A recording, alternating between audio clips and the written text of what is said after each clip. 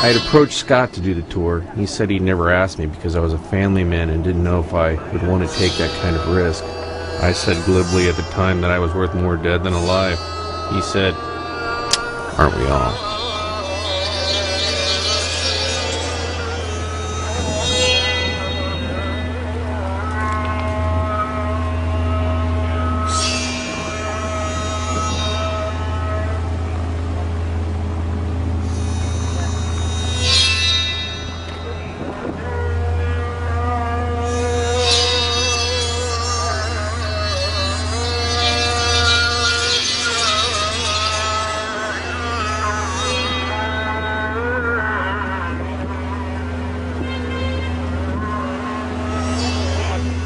At night, it got a little harder to sleep.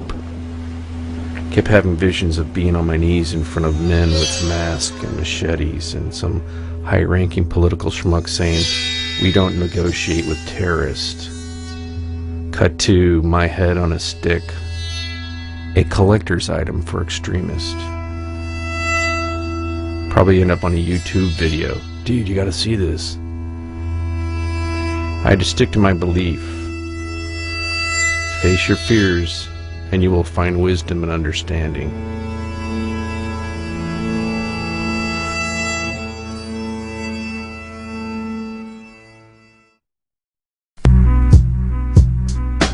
Hey, what's up? My name is Scott Kennedy. I have a tour with this called Comics Ready to Entertain. Actually, I've had the good fortune to be here before. I was here in July. How many people here were here in July? Well, I promised I would come back. I'm here every single month. This is my 24th time to Iraq, and we always come to FOB, COP, JSSs, and PBs, and this is our 4th one of the day. So we're very happy to be here. As promised, I said when I come over, I bring two of my comedy buddies with me, and this month is no exception. You guys are going to enjoy these guys very, very much. I've known them both for 20 years. The guy coming to the stage right now, this is his very first time to come to a combat zone. He has been kicking ass, he's been having fun, he's had a little chubby because we've been on Black Hawk rides all day. He wanted to take one home, but I hope he has a big checkbook.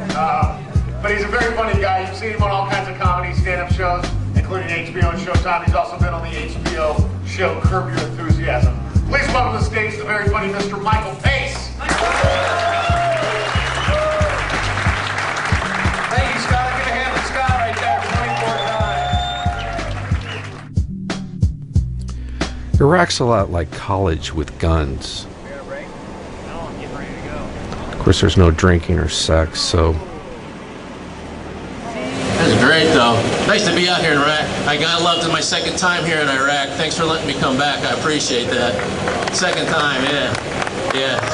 I'll go anywhere for a job, I'll tell you what.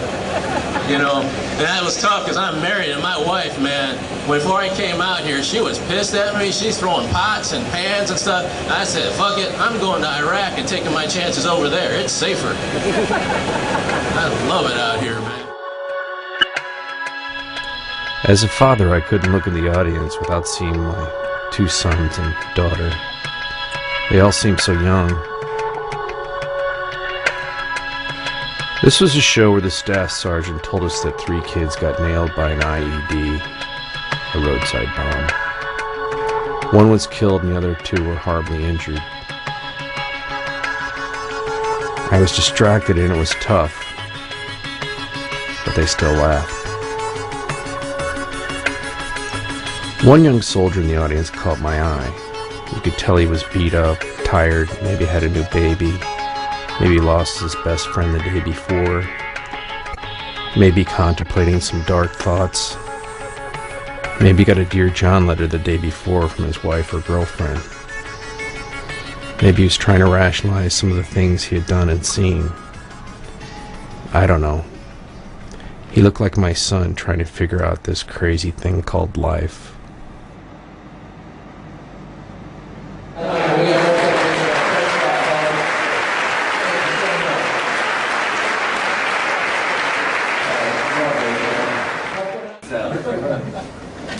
So anybody here with kids? Anybody have kids?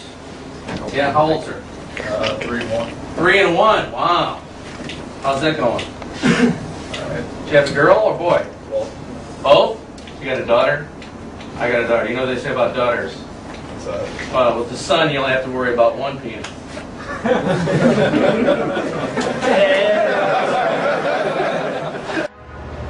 I never understood the concept of the gated community. I mean, what are you protecting yourself from? Have you ever been to a homeowners association meeting?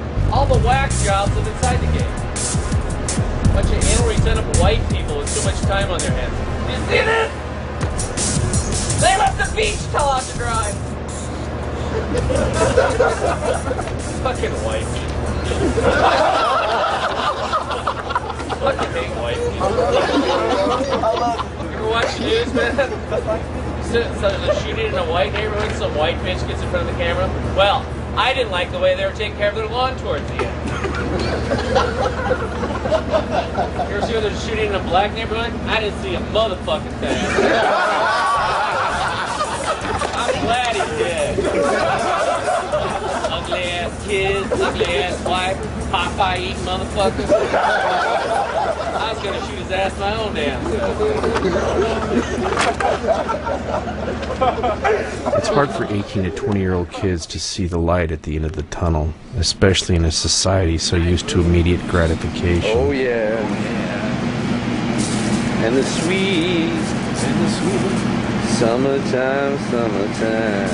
I used her, she used me, but neither one cared. We were getting our share.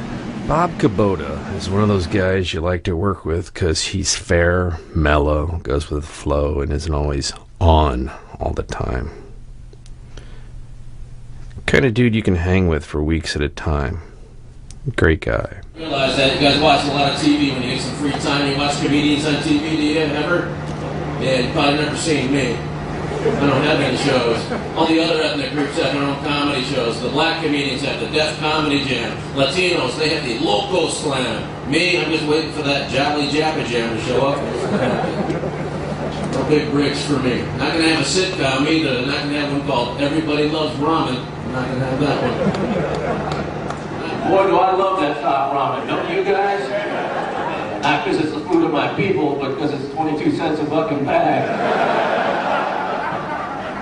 It's my broke budget. I am not one of you hard-working people flying around in those Black Hawk choppers, which is really cool for the uninitiated, I'll tell you that. They dress me up in the flak jacket and the helmet and everybody else looks so cool with that stuff on, man.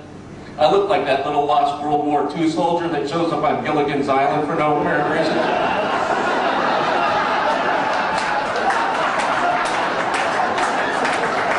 Tommy, I'm coming, Damn right there for a sergeant. That's what he needed. Talk to him like he needs to be talked to. That's right. Slapping me wants it. Anyway, We're getting a tour. It's all yes sir, no sir, and it's refreshing. There's like this unspoken sort of mutual respect for one another there, and I never encountered it anywhere else in my life. It's kind of like we all got to go through this, and sure, I'll help you carry that and open the door and help you get your shit on that Black Hawk. You never want to be last and hold everybody up.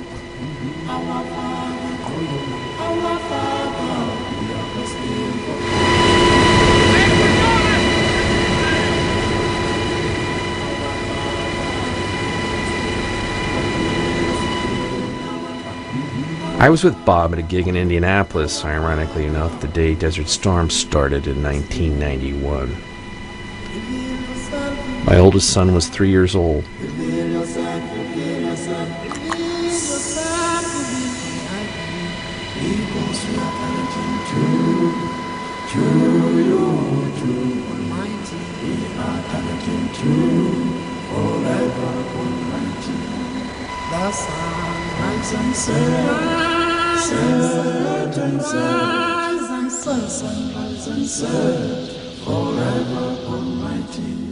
Coming up here. What's up, Echo? How you guys doing?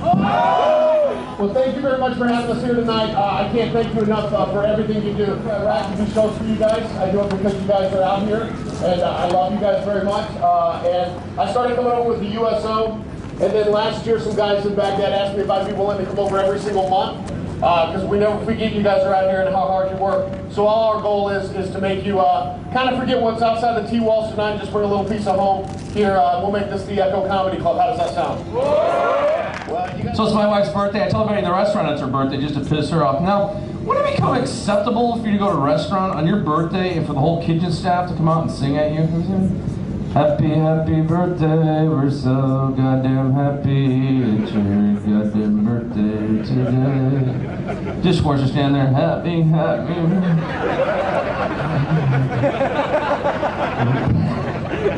Dude's got a toilet brush in one hand. Stop the ambiance.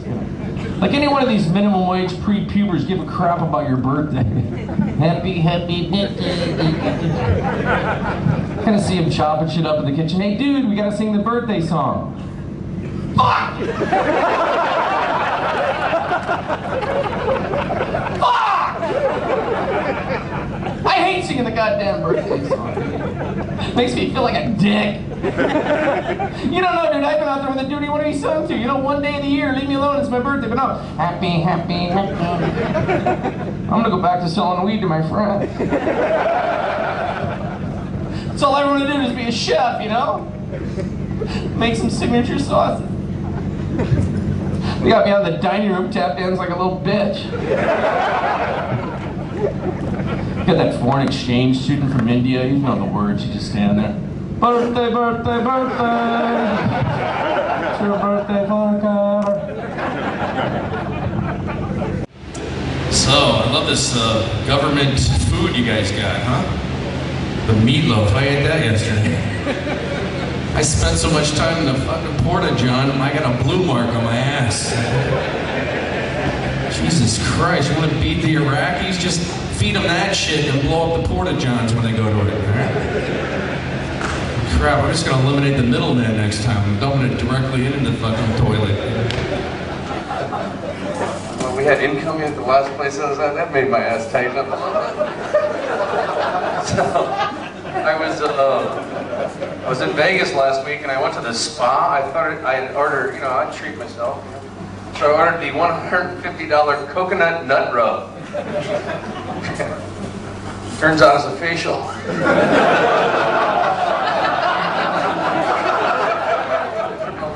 Got some crazy fucking people here in Iraq, don't you? Man. I'll tell you why they're so fucking uptight. It's they're women. They're all wrapped in sheets. How can you tell who the babes are? One of these guys married 5 of them. I figure one of them's gotta be halfway decent. Look, Fasada, no mustache! Been driving around, got flying a Black Hawk. It's fucking great. You guys are awesome. Thank you so much, man. I appreciate everything you do. Keep my family safe. And a little jumpy. It's the first time I'm here.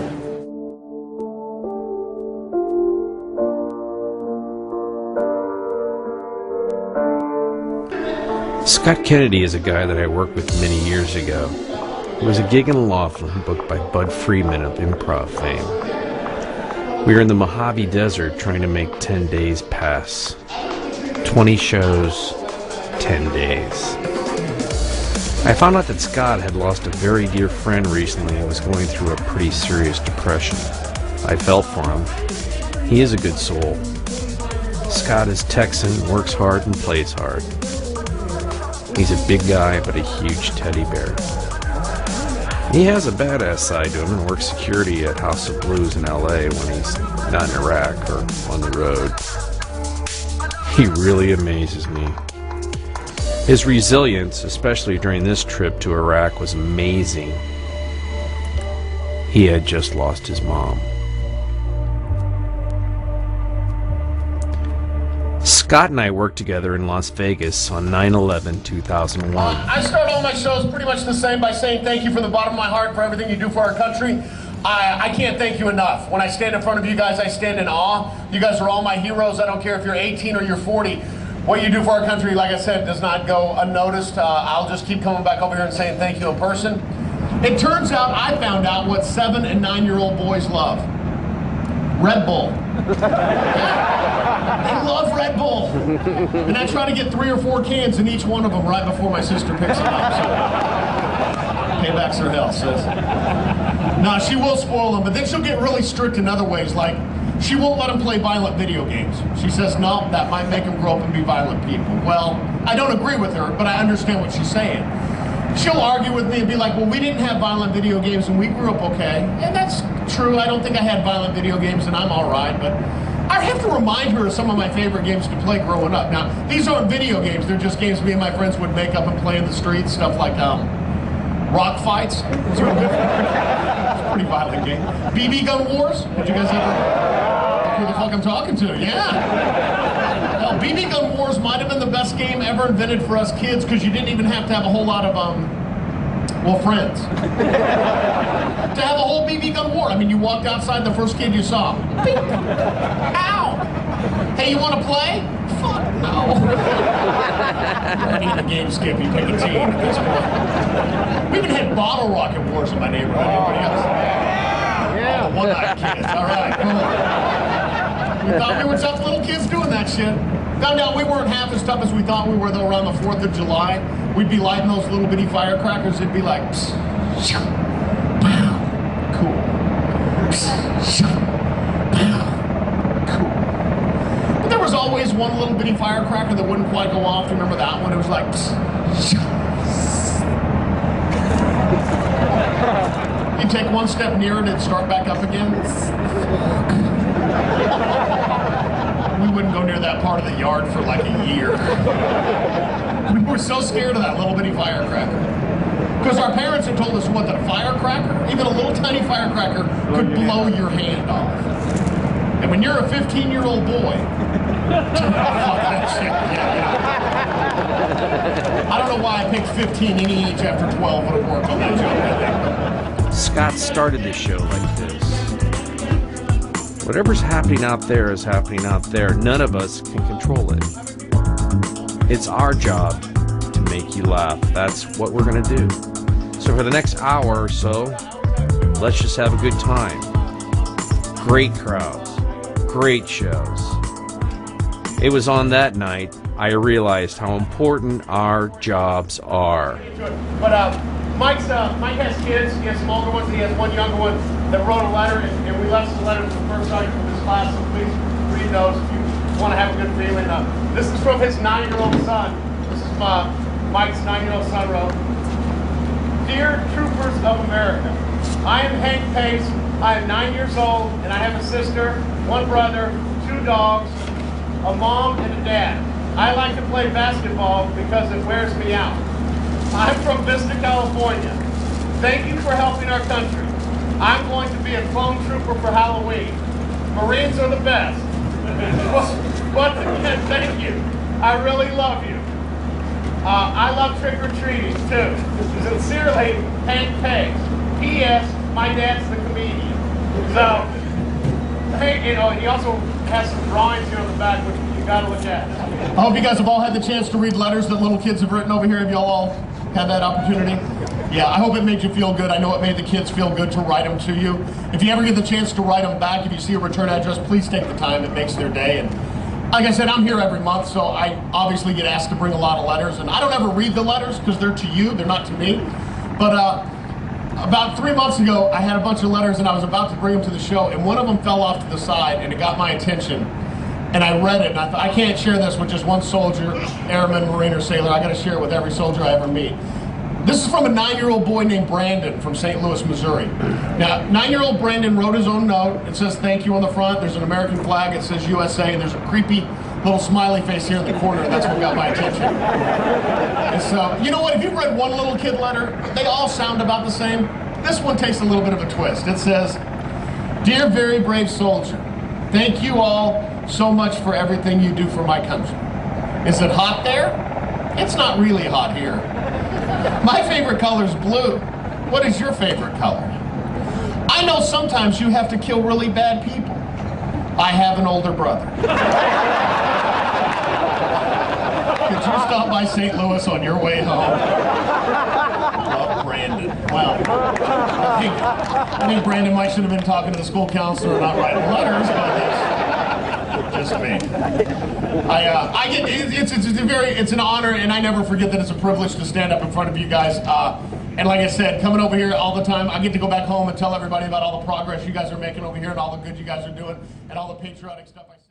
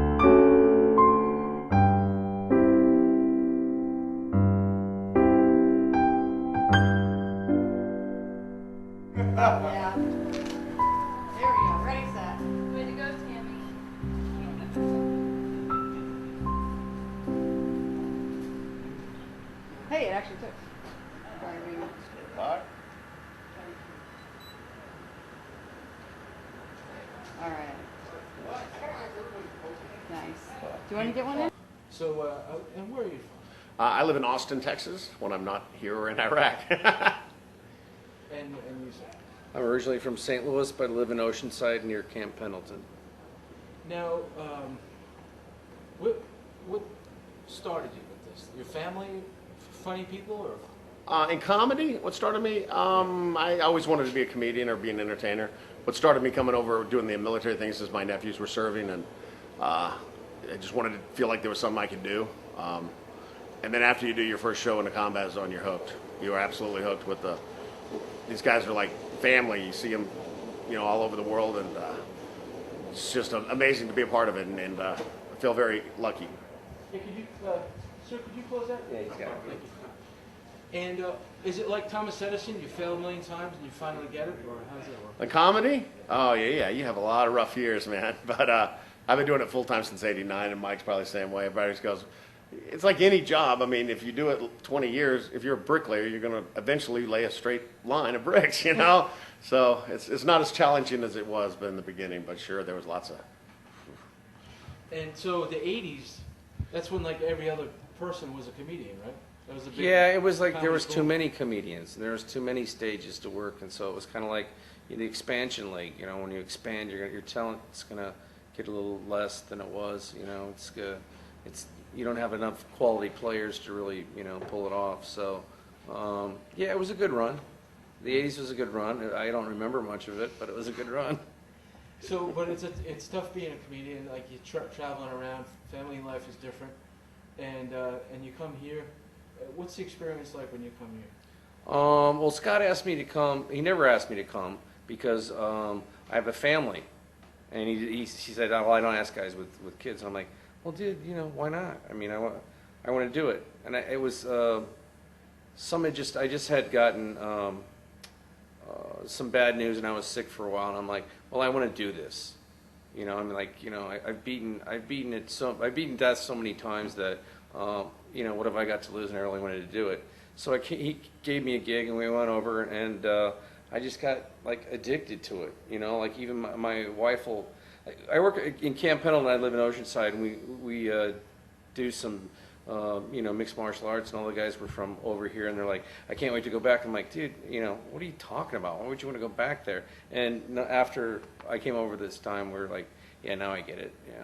What do you get? Like, why is it addictive? It's just the camaraderie. It's the you're just rushing everywhere. You're pulling stuff off the helicopters.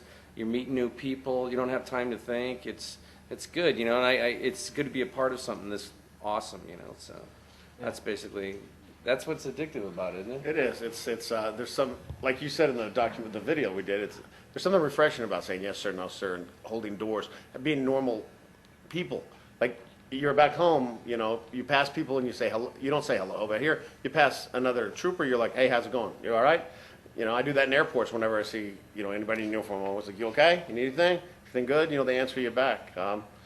It's just really awesome. And also, I come out here for the sergeant majors and the first sergeants because I don't have a lot of discipline in my life. So I'm trying to get one of them to come back with me and be my own personal first sergeant. Just kick the door open and go, get up, you fat bastard. What are you doing? Do you own a mirror? Clean this sty up. Right. Did you either of you for? Well, the other thing too is I was raised a Catholic. I mean, and my mother lived in a Catholic orphanage.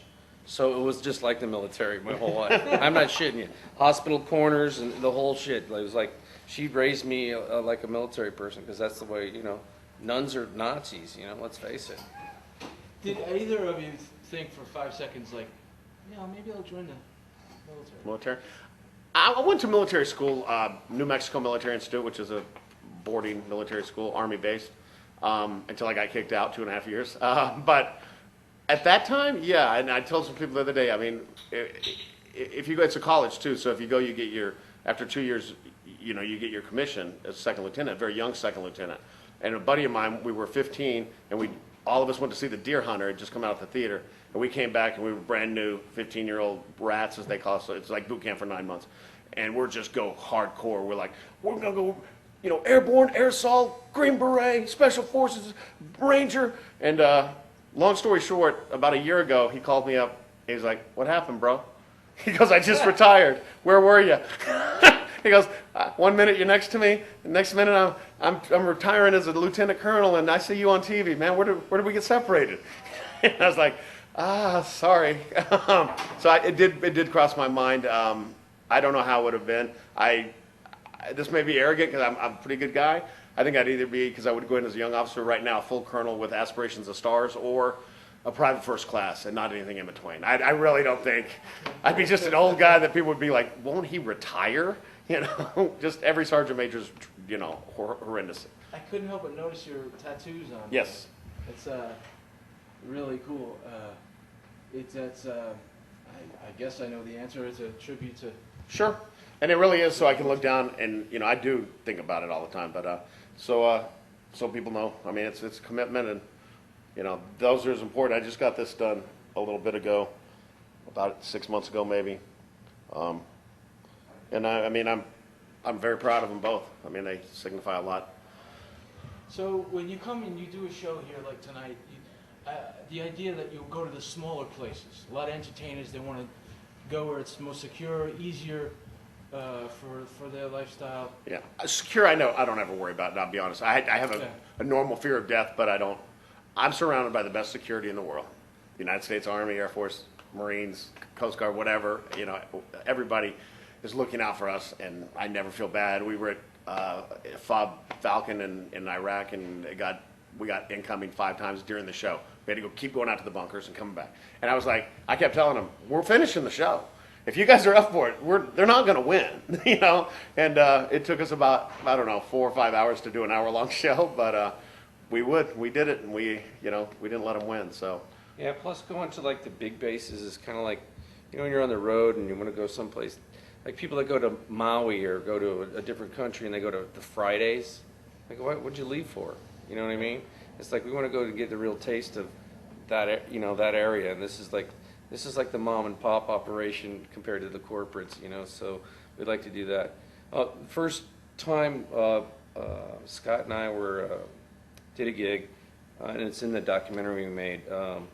We were at the end. We hadn't slept for a couple days, and we just found out. He said we're on a plane with a fallen soldier, and I'm like, oh, dude, you know, because we're having such a good time, and all of a sudden it was like, dude, wake up! This is what, you know, is really happening. And so it was 3 colonels and us 3 comedians, and it became real. So yeah, I know the feeling. We don't ever. I get as sometimes. I'm a happy-go-lucky guy, but on these tours, and maybe the people who handle this will have seen it. If I seem like short or curt sometimes, because I look at them as missions, because it has happened on a tour before. 3 guys had been at our show. They were going back to a smaller outpost, and unfortunately got IED'd, and none of them made it. The last thing they saw was our show. They went and emailed their folks that they had the best night of their life, and they died going back. So I take every show as serious as I can, because I don't know if it's their last show. They have the last thing they're going to see, and I want them to have a smile on their face. I mean, I felt guilty for a long time that they came to the show and didn't make it, but it's not my fault. You know what I mean? They had a good night. They got their laundry done, and their parents were nice enough to share those emails with me, and it helped me, you know. Yeah, if their last thought was Major Whacker, then we did a good job. Yeah. What does that do? That's what it's all about. We want to bring a little bit of home, and I had a first sergeant email me and tell me that the effects of our show, we were at a tiny little place, about 200 guys, and he said the effects lasted 2 months after you left. Guys were still talking about it.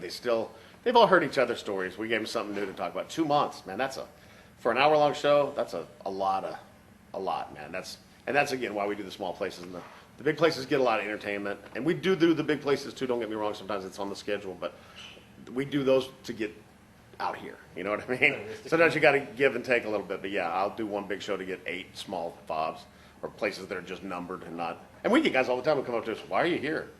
Right. I mean, with the comics, I know, but why are you here? And you keep coming back. So what do you have any plans, like just keep doing the same thing, keep coming back, or maybe have some other ideas or something like that? Yeah, I mean. Like I say, I'm not in control of right now. I know I'll be doing Iraq every other month through October of 2011, unless everybody goes home sooner, and that would be a great thing. Over here, We're working with the people at headquarters to try to get something on a regular basis, but there's some challenges we gotta look at with some air support. But I think I got some guys kind of in the middle up there that like us and want us to come. So. And also, I'm trying to put together a tour with Scott. Only there's going to be cheerleaders, and that are hot, and it'll be sponsored by a lotion company. So, you know, that's what we're shooting for. We'll be out here as long as they let us. That's the thing. Exactly. You know, we get letters. We don't get orders. We get invitational letters. So, you know, as long as they keep inviting us, we'll keep coming. I promise. Anything else I might have missed? Anything? The last thing you want to throw? It's just like I say. I never forget that it's an honor to stand up in front of people like you, and it's not a right. And I hope I never abuse the honor, the opportunity that you guys give me to talk to everybody. And just to be able to come into this greatness, this brotherhood for just a little bit is awesome.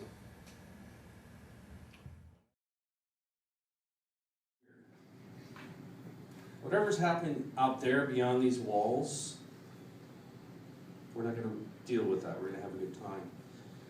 And people kept coming up after the show going, man, I just needed to not fucking look at that. You know? And that was when I realized the power of comedy. It's very, very important. Every one of you that do this for a living, make people laugh, and take their brains away, and take their lives away for a little while. You're brilliant people. I know you don't think about it. You don't think about it very often, but you're all good people. I'm very honored to be here with all these people here tonight.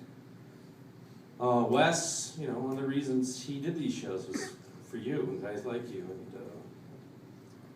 he really loved you guys. It was amazing. I've never been hit so hard in the fucking stomach as when I looked at Facebook and they said Scott Kennedy had died.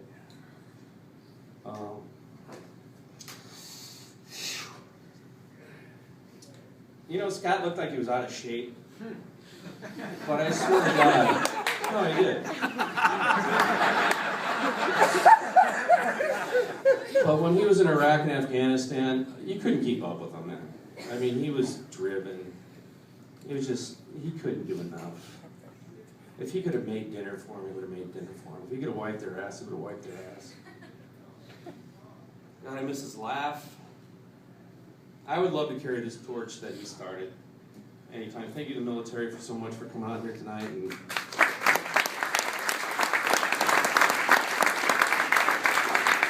I know on one trip to Iraq, he took his dad. Let's give him a hand for going to Iraq. Yeah. I don't know how you did it, man, because it kicked the shit out of me, but it's amazing to take your dad in such a place. And it did change my life. I'll never be the same.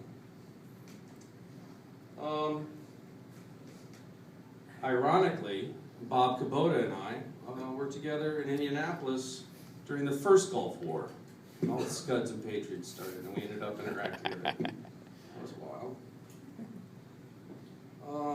I finally asked Scott, you know, because I was a family man at the time, and I said, can I go on one of these gigs with you? He's like, I never thought you would want to go because it's risky. And I said, well, what's it like? You know, what's the weather like? It was about 120 degrees. I'm like, well, that's pretty kind of brutal. And I said, do you wear a flap jacket? He goes, yeah, all the time. I go, even on stage? He goes, no. I go, have you seen your act?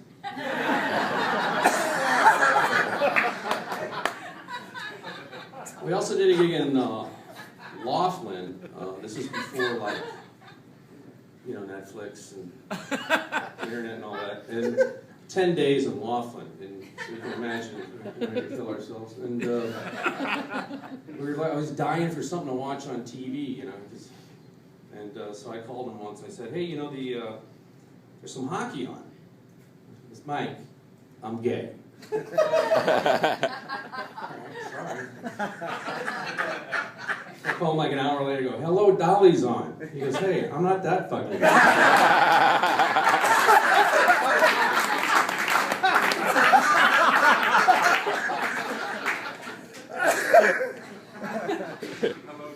Yeah. Hello, Dolly. Thank you, Jason.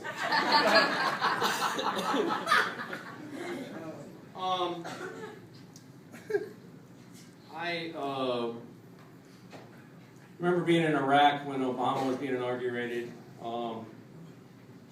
and I was one of the guys that was our escort was a big black guy.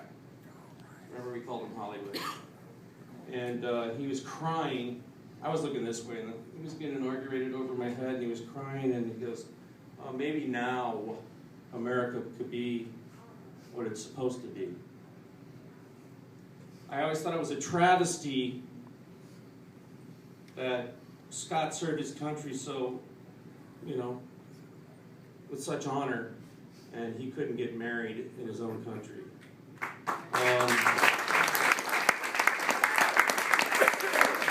I'm glad he got to see Don't Ask, Don't Tell repealed.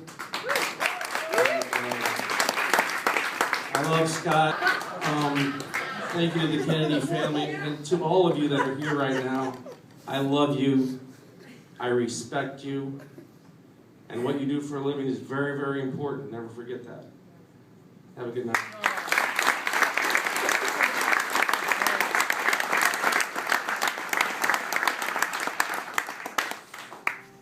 Thank you, Mike Pace, buddy. Thank you, man.